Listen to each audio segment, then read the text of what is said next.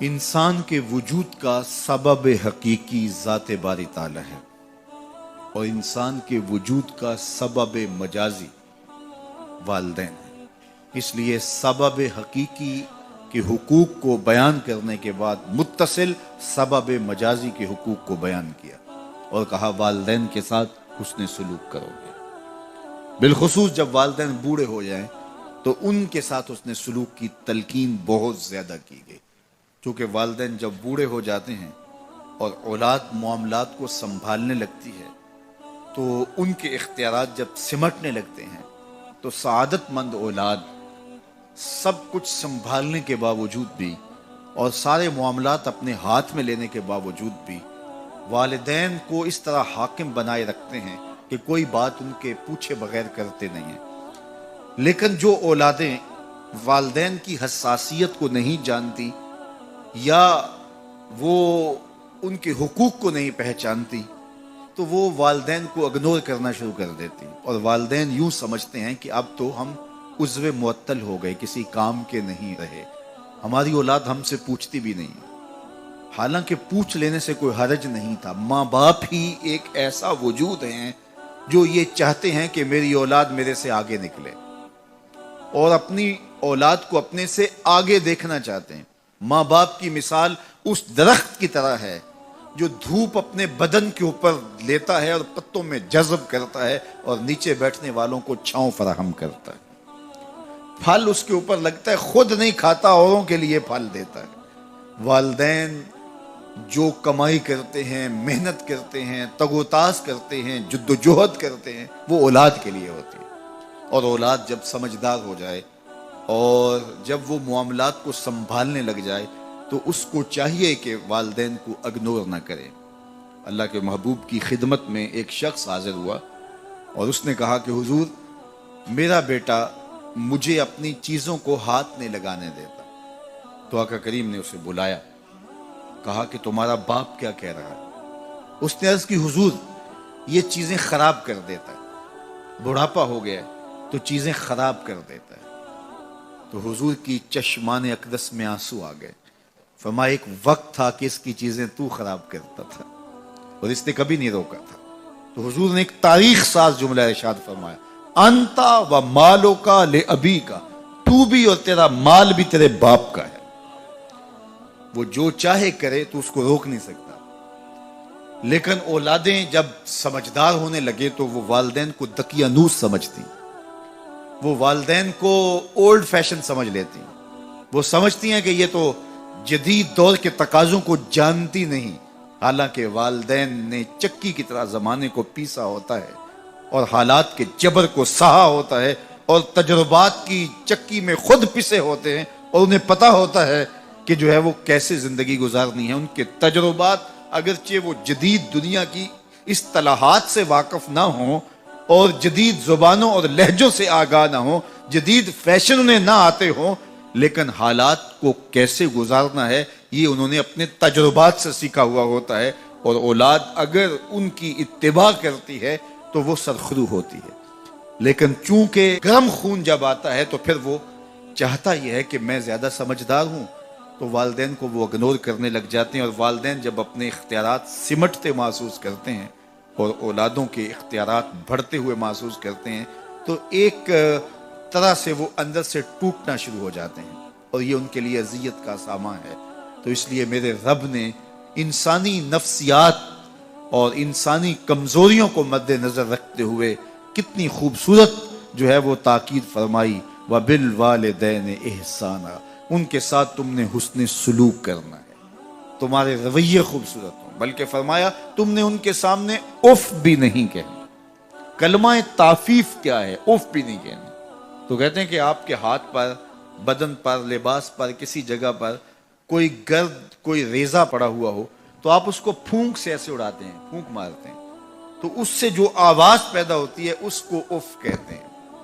تو کہا کہ اس قدر بھی ان کے سامنے تم اپنے معاملے کو پیش نہ کرو، والدین کے سامنے یوں محبت کا اظہار کرو۔ کلمہ تعفیف کے زمرے میں علماء نے یہ بھی لکھا ہے کہ ہر وہ رویہ جو ماں باپ کے لیے اذیت کا سبب ہو، ہر وہ کام جو والدین کے لیے اذیت کا سبب ہو اس کو نہ کیا جائے۔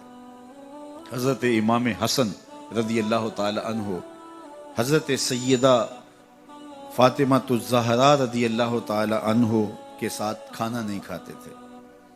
ایک دن انہوں نے کہا بیٹا میری آرزو ہے کہ تم میرے ساتھ کھانا کھاؤ، لیکن میں دیکھتی ہوں کہ تم میرے ساتھ کھانا نہیں لیتے ہو۔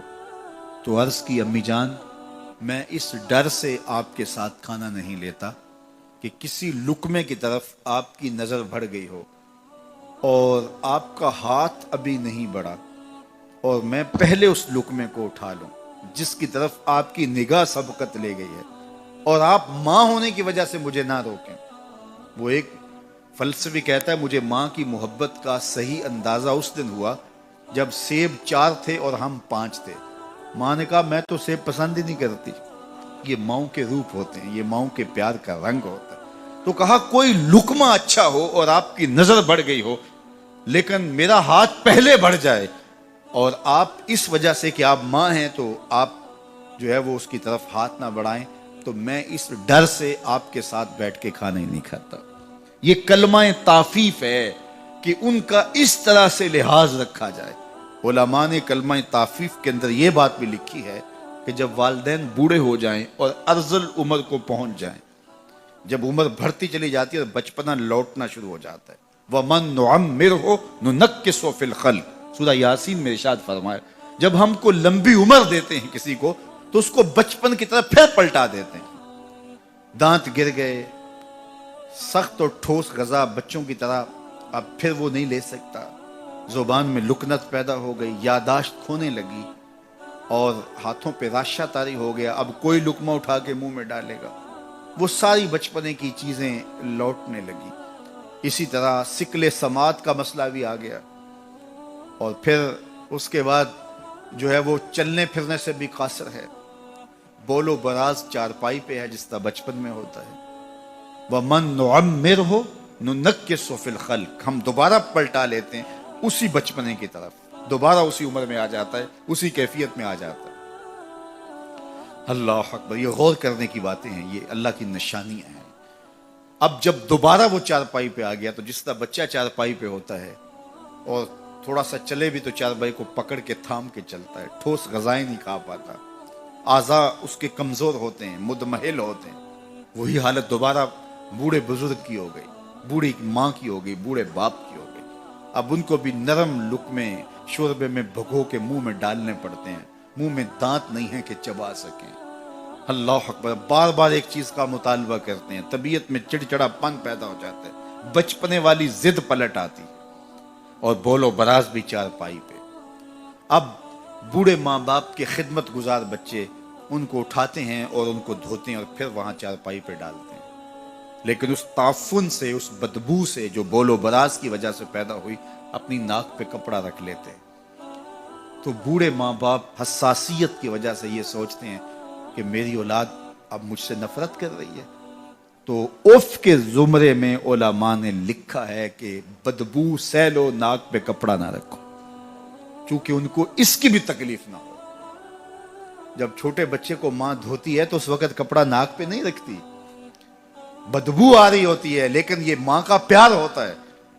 بوڑھا ہو جائے تو ان کے ذہن میں یہ خیال آ سکتا ہے، تو تعفیف کے زمرے میں لکھا گیا کہ ناک پہ کپڑا بھی نہ رکھے، بدبو سہ لے، تکلیف گوارا کر لے، لیکن ان کو اس کا احساس بھی نہ ہو۔ اللہ اکبر، جب بچہ ہوتا ہے تو توتلی باتیں کرتا ہے، تو وہ باتیں ماں باپ کے لیے خوشی کا سبب ہوتی ہیں، سارے بہن بھائی خوش ہوتے ہیں، اس کی توتلی باتوں سے ایک تسکین ہوتی ہے ان کو۔ لیکن بوڑھا جب توتلی باتیں کرنے لگے، لہجہ ٹوٹا ہو جائے تو بعض کا بچے ہنستے ہیں۔ تو جس طرح توتلی باتوں کا لاڈ ماں باپ دیکھتے ہیں، بوڑھے کے توتلے لہجے کے بھی لاڈ دیکھے جائیں۔ یہ کلمہ تعفیف کے زمرے میں آتا ہے۔ تو کہا ان کے سامنے اف بھی نہ کہو اور ان کی تعظیم کرو، اپنے بازو سکیڑ دو۔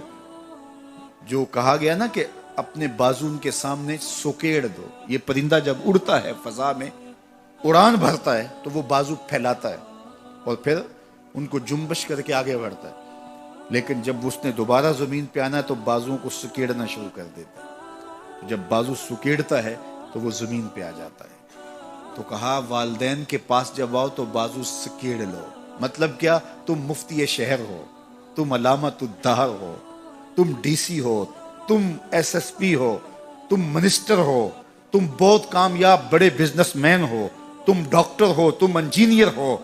زمانہ تمہاری باتیں سننے کے لیے ترستا ہے. دنیا کی دانشگاہوں میں تمہاری گفتگو موتیوں کی طرح لوگ جھولیوں میں ڈالتے ہیں. تمہیں پروٹوکول دیا جاتا ہے، عزت ہوتی ہے، تکریم ہوتی ہے، تمہارے نام کے نعرے لگتے ہیں، پھول پھینکے جاتے ہیں، تمہارے لیے ریڈ قالین بچھائے جاتے ہیں. دنیا تمہیں تکریم دیتی ہے، لیکن اڑو، عزت پاؤ. لیکن جب ماں کی گود میں آؤ پھر پر سمیٹ لو. اب ڈاکٹر بن کے نہ آنا، اب بزنس مین بن کے نہ آنا، اب مفتی شہر بن کے نہ آنا، اب علامت الدہر اور فہامت الزماں بن کے نہ آنا، اب بیٹا بن کے ماں کے قدموں میں آ کے بیٹھ.